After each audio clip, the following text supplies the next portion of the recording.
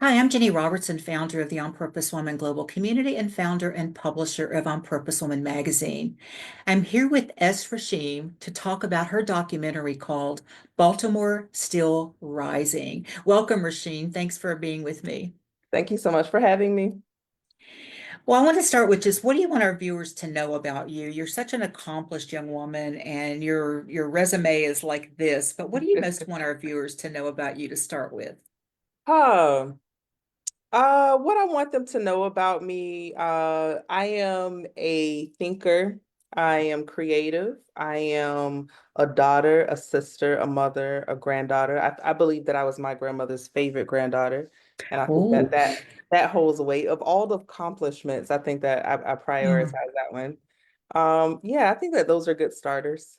Okay. So she must have been an amazing woman if you're seeing that as your greatest accomplishment, that Oh your yeah, my favorite. grandmother was Yeah. like really strong, really compassionate, really nurturing, just so many things that fit into one person. Yeah, she's definitely an inspiration for me. Yeah. I think it was, let's see, we're in March now. I think it was sometime in mid-February, maybe early February. An email came in. I didn't recognize who it was from. I opened it up and I saw an email and information about this documentary that was coming out that was going to be screened at the Senator Theater, which is about 15 minutes from my house in Baltimore, for those of you who don't know where we are. And I love the title. I looked at the trailer and I thought, I'm going to offer them an ad in the magazine and help get the word out. I didn't know if I was responding to a man or a woman. And my group is all women, my magazine is all women, and I thought, well, even if it's a man doing it, I can still do an ad. And I was so happy you got I sent the email and says I'd love to do this, and you got back to me really quick. And I was happy to see that you were a woman. And then my wheels started turning because that's just what I do. I'm always looking for ways to connect people or to shine a light on something. And I said, why don't I do an interview with you for the next issue of On Purpose Woman magazine? Now, I don't know if you'd ever heard of On Purpose Woman magazine. My hunch is you hadn't. I We've been had around it. for some time. We were a print magazine for 12 years, a free magazine around all around Maryland, actually. We ran, I think our last run was 28,000 copies that we Oh. distributed around the state. And I took a break for a few reasons from that. And then 3 or 4 years later, I started back up online. And the whole purpose of the magazine is just I call it a force for good, and it's about giving women inspiration and resources for their mind, their body, their spirit, their business, and their career. So it's Mm. for any woman who wants to just get uplifted. And I thought that your story would fit right along with that. So I sent you some questions, you answered the questions. And what I typically do for those who say yes is anybody who writes for the magazine, I do a writer chat. And so I wanted to do a writer chat with you just to get to meet you, at least on Zoom, and also to get the word out, help get the word out more about what it is that you're doing. So you're doing this documentary called Baltimore's Still Rising. And it was the still that caught me because Baltimore, hasn't had a lot of great press. In fact, I'm one of those people that believes that, we see the world through the lens that we believe is already true, and that if people want to believe that Baltimore is a crappy place, they can find evidence. That people believe it's a wonderful place, they can find evidence. It's just a matter of where your consciousness is. And so I love Baltimore. I lived in the city for a number of years, and I just think it's got so much to offer. So you're doing this documentary, or you've done this documentary. And I want to know, I guess, first, what's the inspiration behind it? And then why? Why? Mm. Because you'd never done a documentary. This is your first one, right? No, no. Oh, it's Uh, not. man. Yeah, so that's a multifaceted question. So let Okay. me prep Yeah. by saying, one aspect of me that's important to know is that I'm a social scientist and independent applied scholar and researcher, right? So how that typically shows up in my work, and I've done several studies in, around, and about Baltimore, collecting different oral histories. The thing is, when I complete though that collection, it is published in an academic journal or behind an institutional paywall that Hmm. where the people who I am in communication with, in community with, talking about and exploring and sharing their lived experiences don't have readily available access to that. And also the people who care about that population, who that information might inform some policies, some programming, don't have access to it. So one of the things that I sought out to do is just create content that's consumable to a wider audience. So it's basically still me being a social scientist and a researcher and collecting those oral histories and oral stories, and that's putting them into a package that's consumable to a wider audience via video. Everyone is watching video, whether it's YouTube video or short video on IG or bigger film. So that was the inspiration behind that particular format, and taking that approach um with not having a particular background necessarily in film. I am learning a lot as I go along. But that was the inspiration behind putting it in that format. And then I will say Baltimore Still Rising. I mean, some of the same things that you said, Jenny, in terms of like, there is this narrative about Baltimore um, that is incomplete, that is Yeah. wholly and grossly incomplete. I think it's one that is sensationalized and popularized because that gets people's attention. But Mhm. there's so much more. Also, this year will mark the 10-year anniversary of the uprising. And there is so much that has taken place since that time. So many programs, so many organizations developed, so many policies, so many things that have moved forward. And so often we look at history as a reference point rather than a resource. I feel like that time period could be very instructive for how we resist and what comes out of some of that resistance. What are some of the positive things that have come out of it? And I think also one of the things that I feel like makes this particular documentary a little bit more unique is that it has so many voices. It is not about a single individual or a single hero. It is about an entire city at multiple levels and multiple different circles coming together to fight against injustice, right? There are scholars and teachers and clergy folk from multiple different religions, community organizers, students, council members, former mayors. All of this is in the film giving their perspective, and all of it is our people who were doing different things like peaceful protest, community circles, different ways in which the city came together, joined together, showed up, and what was the impact of that particular approach. Wow. You know, when you said this is the 10th year of the uprising, for those people who are watching us from Canada, maybe, say a little bit about that. What happened 10 years ago? So 10 years ago, a young man by the name of Freddie Gray was killed at the hands of police via something that we call a rough ride. And that is where a person is put in the back of a police paddy wagon without restraints. And when they are put in the back of the paddy wagon without restraints, they're kind of slung back and Yeah. forth. And anyone who lives in Baltimore know just even just trying to ride on our streets sometimes without, without being in a paddy wagon could be a challenge. This young man had his spine was severed and he died shortly thereafter. Um, and the city's response was to come together and an uprising took place.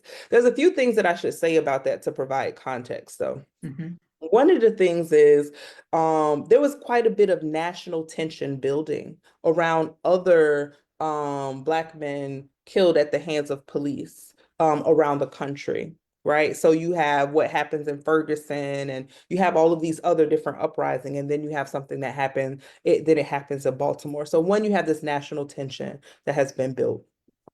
The other part that is important to know about that is that there were people already working in community on issues around policing, and some of them are in the film, whether it is what is his name, Ray Kelly on the Community Policing Project, or Davon Love, Leaders of a Beautiful Struggle, or Senator Jill Carter working on different policies and that sort of thing. So you have a national tension. You also have a community, a collective of people, also clergy in that regard as well, that are already working on policing issues prior to Freddie Gray even happening. Because while Freddie Gray was the incident that got national attention, it was not the only or not the first incident that had happened. It was just one that had kind of was able to build off of and catch up off of that momentum, right? Yeah. One other thing that's important to note for context, when this uprising jumped off, is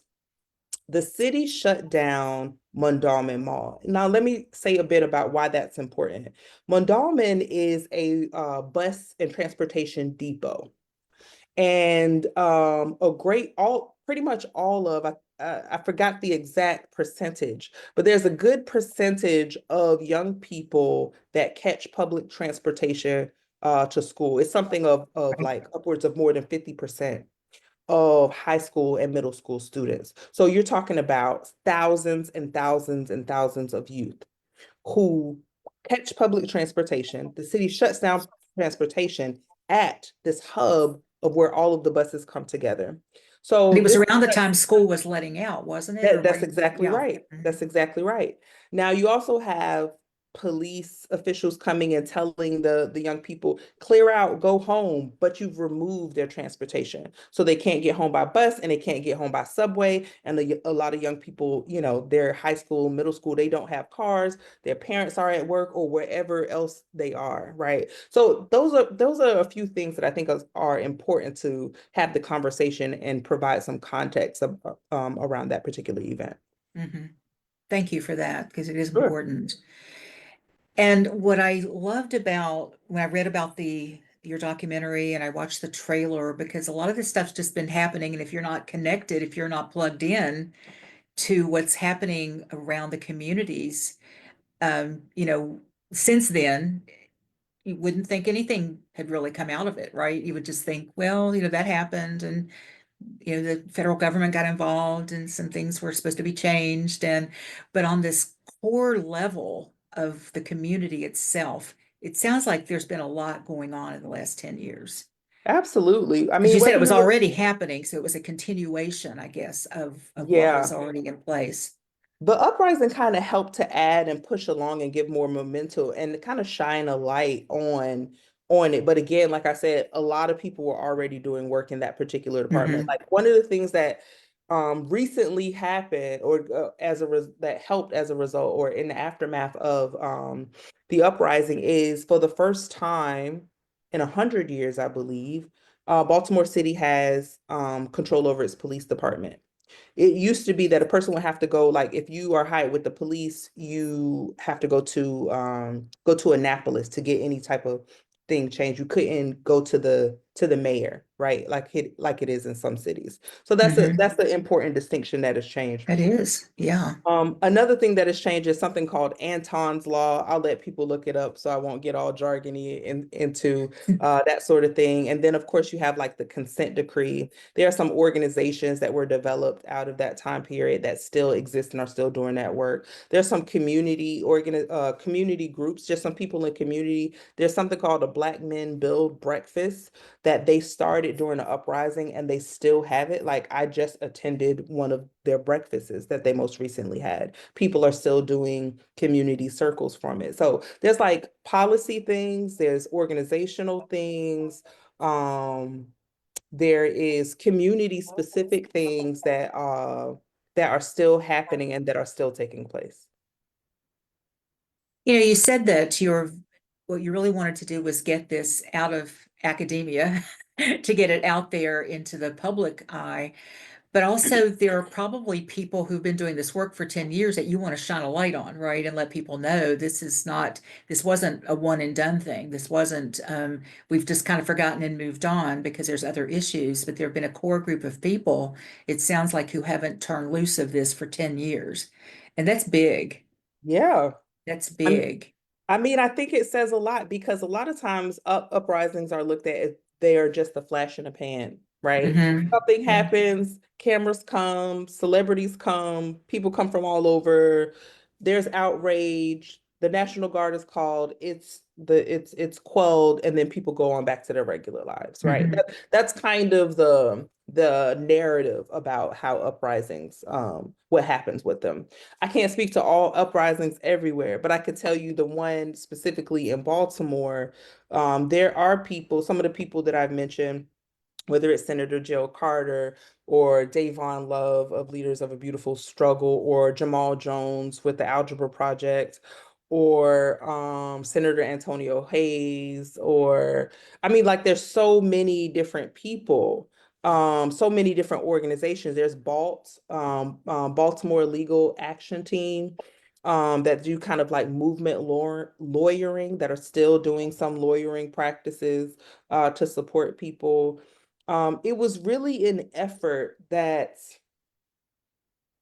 I don't know um, how best to articulate the beauty and the chorus of what of what I guess a beautiful struggle would look like, other than people from multiple walks of life coming together across religion, across income, across schools, across institutions, to say we are standing united as Baltimore, and we don't want this to happen anymore. And also, everybody from their particular vantage point is doing something at their level. So whether there's Mm. artists that are creating art that has come out of it, or folks like Wombworks, they are kind of like a social justice theater. So they have where they explore social justice themes in their in a lot of their commentary. Um, or if a person is a documentary filmmaker or a scientist, or everyone tackled it from their specific. It's kind of like I like comic books and I'm a Marvel fan. So it's kind of like the Avengers. Like you have Hulk, and Hulk smashes, and he's big and burly, and that's what he does. And you don't try to get him to come and do something else, right? So you wouldn't get an artist to say, you need to come over here and do policy, because that's not their jam. It's like, the thing that you're good at, go do that for us in the way that you do it. You're good at teaching, go teach and help this to be instructive. So another thing about this film is this is kind of my contribution, and my love letter to the city, and my contribution to making sure that our oral histories are captured and collected Mm. by Baltimore, for Baltimore, and also to keep it in a space that this is history in the service of action, right? This is not Yes. just collected as an exercise. What There's lessons that can be gleaned from this, that I hope that people who watch it get. You said so many things there. Wow. What first came to me is, imagine the world, imagine a company, imagine a government where everyone got to do their gift, Mm, where everyone got to serve in a way that they were just a perfect fit for. mm-hmm. And I know there are companies out there that hire people in that way. I don't know that many of them, but there are a few that I've heard of, just to be able to use people's gifts in that way, because they're doing something that's natural, they're doing something they're really good at, and also they don't get burned out like volunteers Mm, typically do.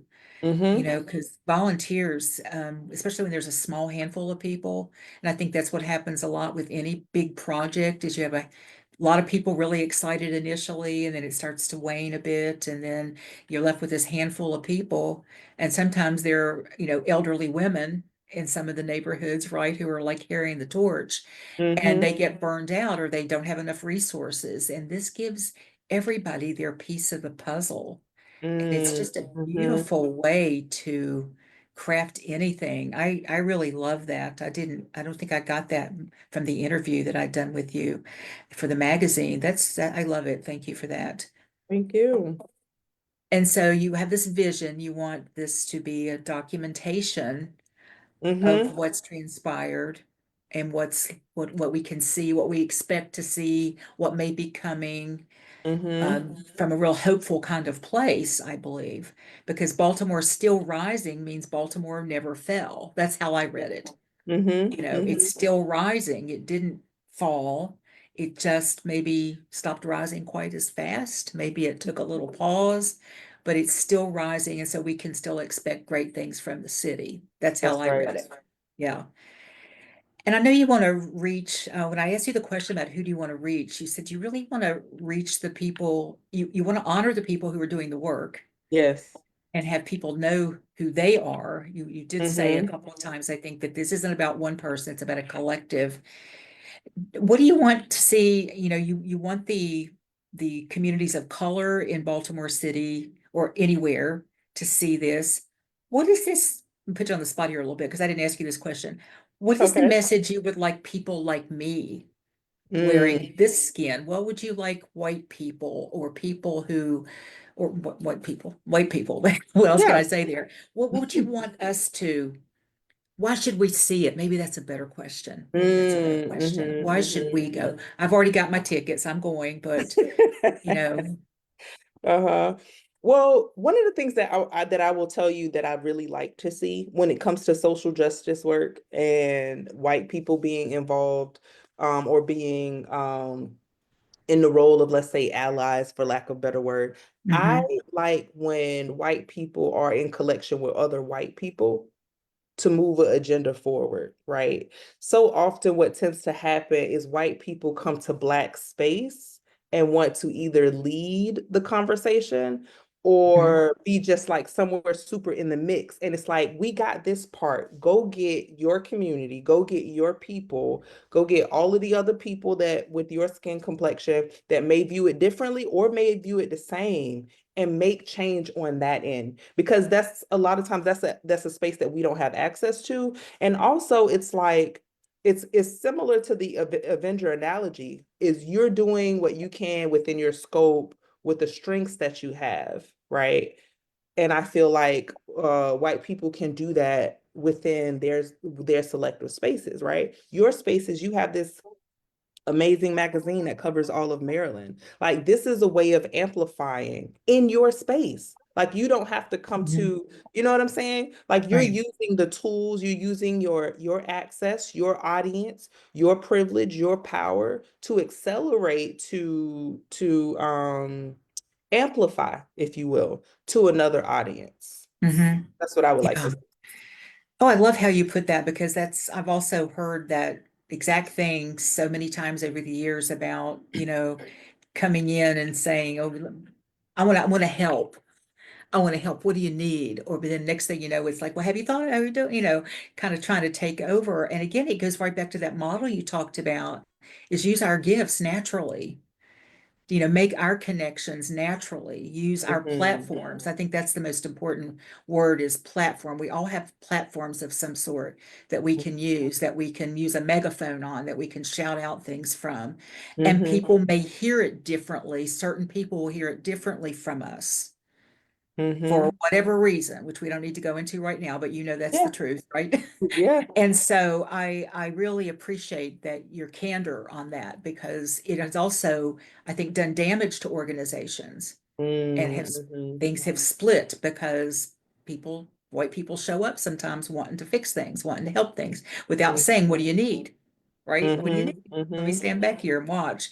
And I've had that conversation with a couple of my friends a number of years ago when some other things were starting to brew around, allyship and change and all of that. And it's like, we don't need to put our feet in every space out there. Mhm. It's, find out what's needed and then go, like you say, go get our little coalition together and see what we can put together for it. So, Right. wow, let's see. Without telling us too much, what do you want to share about the film itself? Just maybe the energy of it, the vision that you have for it. Because saw that little Yeah. clip, that's all I saw. I don't really know what to expect when I show up. Yeah. One of the things that I feel like this film does is it uses a lot of context to paint a fuller picture. So, I'll let you and your audience know this, Jenny, but don't tell anyone else. Um, Okay. for example, in the first few minutes of the film, you'll see uh newspaper clippings from the Afro-American newspaper. Mhm. These newspaper clippings are from the 30s, the 40s, the 50s, the 60s. And they are about police brutality in Baltimore. And the reason that it's important to start that is because uh, to set the tone and the understanding of the history of violence towards Black communities from the hands of Baltimore police. I feel like it's important to tell that part of the story so that we don't make it about a single individual. Hmm. You get the sense of that. I feel like what you'll also get the sense of is Baltimore already has an indigenous infrastructure of people who really care about this city that have all different types of skin tones, all different types of religious backgrounds, and all different types of income. And you'll see that. I believe that you'll see it's not a person, one person who's like a mega superstar or one charismatic, very handsome leader uh, pushing us forward, but you'll see everybody coming together to do their part. And I feel like the general feel for it, not only hopeful and instructive, but I hope that it encourages people to take action in whatever way that makes sense for them to move forward and resist against injustice. I believe that that is the sense that people will get from it, and I feel like people will leave feeling hopeful. Can't wait. I gotta wait a whole month now, right? Yeah.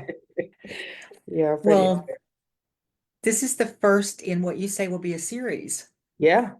Talk about the series. Ooh, yeah. So the series are um Baltimore's Black intellectual history. The actual that's what it'll be about, but the framing will be really looking at Baltimore's fugitive pedagogy. And Mm, what I mean by fugitive pedagogy is actually a term that was um coined by someone else. Um, and what it is the way in which Black people um, leverage education as a means to liberation is one of the tenets. Another tenet of it is the ways in which education there's this subversive way of or covert, I'll say, a covert way of making sure that folks get education in the way that they need it. Whether, I mean, way back from the times of people sneaking to read, yeah. making sure that folks get the right books that they need. Like there's a long history of Black people in education and trying to make sure that they grasp onto it. And there's a specific and particular culture about that in Baltimore. Another series will be Baltimore's legacy families. So it'll Mm, be the Mitchells and the mhm. Murphys. Um, Primarily those two families actually will be an exploration of all of the things that they contributed. Also Baltimore's civic history, like the ways in which the tide is turned in different aspects of Baltimore with civic engagement, voting. Um, there's a woman, oh goodness, I want to make sure I get her name right. Her husband is Willie Adams and her name is Victorine Adams. Mm. Victorine Adams, at a time where she couldn't vote, went and purchased. She lives in Baltimore, from Baltimore. She went and purchased a voting machine, and she took this around to people's houses and to different groups to show them how to use the machine to vote. Wow. Like that's part of the history that is in this city. Just like different things like that makes it clear the ways in which Baltimore is deeply unique, but also largely has universal implications and has Hmm. impacted this one small city, has impacted the world on a global stage. But we don't hear about those impacts. We hear about Selma, Marshawn, Washington. We hear about the big, ones that are easy and quick to talk about. But there are ways in which people in this city moved that changed the entire um, country. And so my series will explore those. So your job as a historian has just took another Took another turn. You Ginny, just let me used tell another. you, the amount of books and references and articles to read to do it the way that I want to do it, right? Mhm. Because I am a researcher and I always start with like the history and then from the history, what else has been written or said about this? Because it lets me know much more clearly where's the gaps and what am I going to bring to the conversation or what is already existing but just needs to be elevated. I don't ever Yeah. approach anything like I'm the first to do it or like, there weren't people before me that have taken up this work. So, yeah, definitely reading a lot of history, a lot of books, a lot of articles. Well, how long did it take you to get from concept to finished product on this first one? Ooh, definitely over a year. Definitely over a year in terms of like from concept to finished product. Which a year in itself, I think is a pretty speedy, uh, Yeah. yeah, considering all of the things because one, you get the concept, but then you reach out to the people and you ask them, some of the people, you hear word of mouth that like, oh, you have to talk to this person. This person Mm-hmm. live next door to this person. Or there's so many jewels in this city, like James Baldwin's sister lives in Baltimore. I didn't learn that until recently, right? There's a woman who she doesn't want to be affiliated with him, so I'm not going to say her name, but Jimi Hendrix's first wife lives in Baltimore. I had a chance to interview her for the overall Wow. aspect of the project. So all Uh, of these little nuggets that the city has, I got an opportunity to explore. So reaching out to those people, scheduling time, um, getting a team together of cinematographers, going through the editing, putting it together. A person may not think, or I didn't think, at least initially, that when you do a documentary, that there is a writer. Like I always think of a writer on a film is like they're developing a story. But no, mm, like the writer is also taking the stories and putting them in a particular sequential order okay. to make a particular story, right? So doing all of that and then wearing all of the hats of executive producing, of writing, of directing, of fundraising, of marketing, what did And I I think get you have a myself job into? too. Don't you have a job as I well? do. I do also, right? Yeah. So it's the Yeah. labor of love, but it's like, Jenny, how you said earlier, when you mentioned people doing the things that are fulfilling and you don't really get like burnout, you know what I'm saying? Right. Because Yeah. it's fulfilling. It's something that I feel like is important. And I feel like I mean, not to get too like super deep into anything that may sound too spiritual, too religious, but I feel like I'm I'm supposed to do it. I'll say that. I'm supposed to Yeah. do it. Purpose comes to mind. The word That's purpose right. comes to mind, Purpose. right? Yeah. Yeah. And I have a lot of friends that I grew up with, and many of them went on to become educators, and many of them retired the minute they could. Oh, And, see. I'm 73 years old, and they keep saying to me, when are you going to retire? And it's like, from what? I love this. So I get that if we're doing something that we believe we're here to do, if we're doing something that we love, it really doesn't feel like work. I mean, it can be Mm-hmm. exhausting sometimes and it can be, but it's a full day. It's a full, Mm-hmm. beautiful way to spend time. And so I feel I left my corporate career at 40 to go do something else. And so I'm so grateful that I had the options available to me to do that and that I've been able to do things I thought were meaningful. So kudos to you, because this whole thing sounds just amazing. And I understand that you've sold over 500 tickets. Is that what Yes. your email said? I looked, the Senator holds 900 people. So let's fill that place up, right? It's such a Yeah. great theater. Oh, I love the theater so much. I And really so like the architecture, the internal architecture of it, the internal oh design. yeah, yeah.